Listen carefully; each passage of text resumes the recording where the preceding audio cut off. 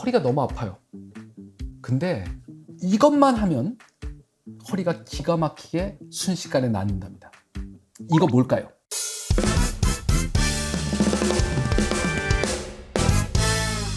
사실 이런 게 인터넷에 되게 많습니다.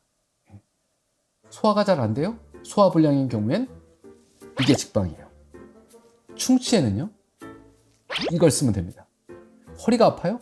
이것만 하면 됩니다. 이런 영상들이 무지하게 많이 있습니다.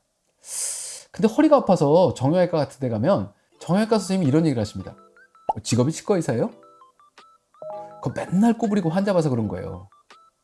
진료하고 나면 일어나서 이렇게 스트레칭도 좀 하고, 이렇게 어깨도 펴고, 그리고 좀 걸어 다니다가 또 다음 환자 보고, 그리고 저녁 때 운동을 좀 해야 돼요. 좀 걷고. 그래도 많이 아프면 와서 물리치료 합시다. 이러면 사람들이 별로 안 좋아하죠. 그걸 누가 모르냐? 그렇죠? 어쩔 수 없으니까 이러고 있으니까, 그러니까 뭔가 이렇게 짠하고 낫는 방법을 좀 내놔. 이런단 말이에요. 저 치과 의사였습니까? 어떻게 하면 충치나 잇몸질환 예방할 수 있나요? 칫솔질을 깨끗하게 하면 돼요. 그런 원칙적인 얘기 말고 요걸 먹으면 금방 좋아진다는 요걸 좀 내놔라. 그 뭐냐? 유산균 먹으면 되냐? 오일 풀링을 하면 되냐? 아니면 무슨 생협에서 뭐가 나오는데 이게 그렇게 좋다는 무슨 치약인데 이걸 바르면 낫느냐? 이런 것들을 좀 알려달라. 비법. 오늘도 환자분이 한번 왔다 가셨는데 보니까 이를 많이 갈아요.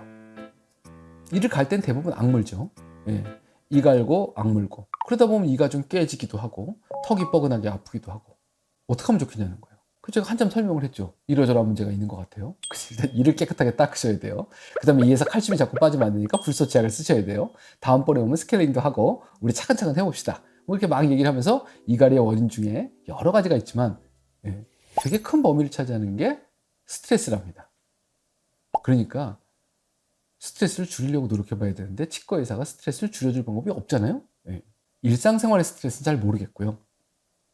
이 이갈이 때문에 이가 깨지면 어떡하나, 쪼개져서 임플란트를 하면 어떡하나 걱정되면 뭐 하세요?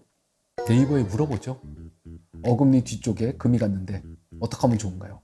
이런 거 막 물어봅니다. 요즘은 챗GPT한테도 물어보죠. 그리고 열심히 뒤져요.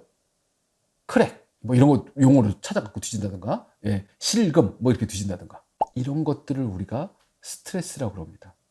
과도한 관심사인 거죠. 이게 이갈이를 만든대요.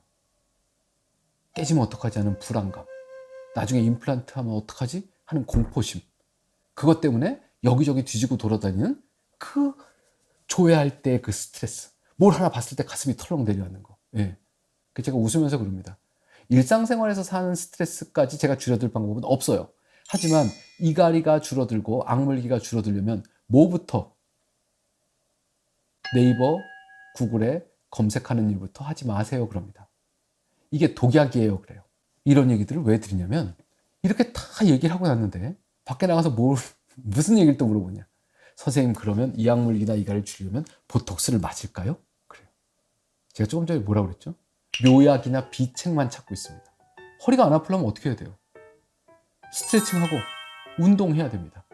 별게 없어요. 살을 빼려면 어떻게 해야 돼요? 적게 먹고 운동해야 됩니다.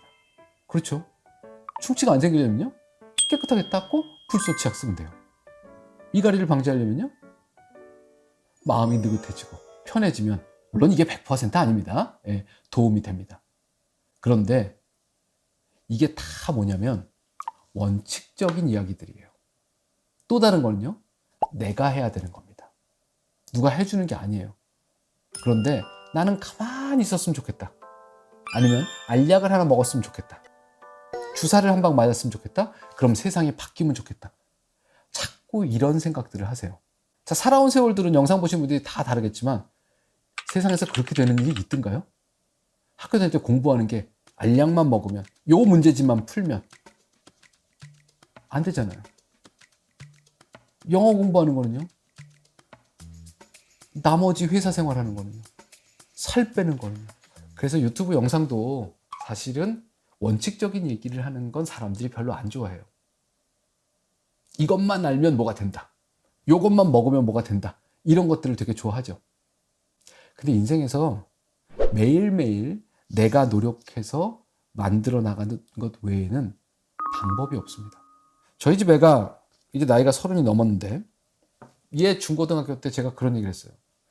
사는 게 매일 계단을 올라가는 것과 같다. 그런 얘기를 했습니다. 오늘도 한 계단, 내일도 한 계단, 한 계단씩 올라가는 거예요. 근데 누군가는 매일 계단을 올라가고 있는데 나는 아무것도 안 하고 있어요. 저 친구는 10계단 올라가 있어요. 오늘 내가 마음을 먹기 시작해서 자 그럼 오늘부터 내가 계단 올라가겠다.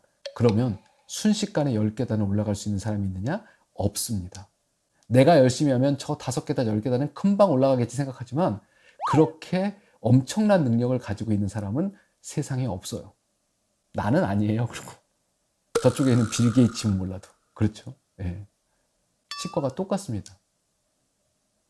비방이 없어요. 다른 건강에도 없습니다. 저희 치과에 오셔서 정말로 깨끗하게 닦으시고 이제는 저 없이도 건강하게 사실 수 있어요. 라고 얘기를 들으시는 분들은 거의 공통적으로 이 얘기를 하십니다. 내가 10년 전에만 이걸 알았어도 지금 상태보다 훨씬 좋았을 텐데. 그럼 제가 웃으면서 그래요. 지금이라도 아신 게 얼마나 다행이냐고요. 모르는 사람이 전국에 널려 있는데요. 빨리 시작할수록 남는 겁니다. 모든 일이 그렇습니다. 그리고 내가 움직일수록 결과가 만들어지는 겁니다. 오늘은 잔소리 같은 얘기를 좀 드렸어요. 근데 너무 많아요. 이것만, 요것만, 비법이다. 이것이 비약이다. 이런 것들이 너무 많습니다. 하지만 세상에 그런 거 아무것도 없습니다. 가장 원칙적인 거, 그렇죠? 내가 지켜야 할 거. 이런 것들 하나씩 잘 지켜가면서 빨간불일 때는 서야 돼요. 좌회전선일 때는 깜빡이를 켜셔야 됩니다. 그렇죠? 누군가가 끼워줬을 때는 비상등을 켜든가 손을 들어서 고맙다고 인사를 해야 되고요. 이런 정말 기초적인 것만 지켜줘도 사실 세상이 얼마나 행복해질까라는 생각을 해보고요. 이런 기초적인 것만 지켜줘도 사람들이 얼마나 건강해질까라는 생각도 해봅니다. 오늘 한번 주변을 돌아보시고 내 주변에서 어떤 것들을 원칙으로 삼고 어떻게 내가 좀 바꿔나갈 수 있는지 칫솔질을 포함해서요. 한번 고민해 봐 주시길 부탁드립니다. 감사합니다.